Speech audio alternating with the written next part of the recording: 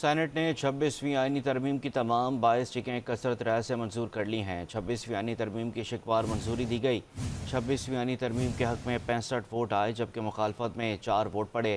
حکومت کو ترمیم کی منظوری کے لیے 64 ووٹ درکار تھے۔ حکومت نے آئینی مسودے میں مجموعی طور پر 22 ترامیم کی ہیں۔ بلوچستان نیشنل پارٹی کے 2 سینیٹرز نے بھی حکومت کی ترمیم کے حق میں ووٹ دیا ہے۔ سینٹ اجلاس میں جے یو آئی کی ترمیم کی پی ٹی آئی نے مخالفت نہیں کی۔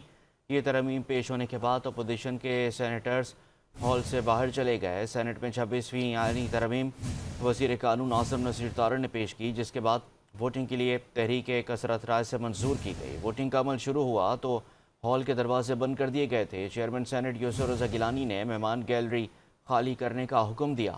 26ویں آئینی ترمیم کے بل کی کاپیاں اراکین میں تقسیم کی گئیں۔ چیئرمین سینٹ نے ترمیم منظوری کا اعلان کرتے ہوئے کہا کہ ترمیم کے حق میں میرے بغیر 65 ارکان نے ووٹ دیا ہے۔ اپوزیشن کے 4 اراکین نے بل کی مخالفت میں ووٹ دیا۔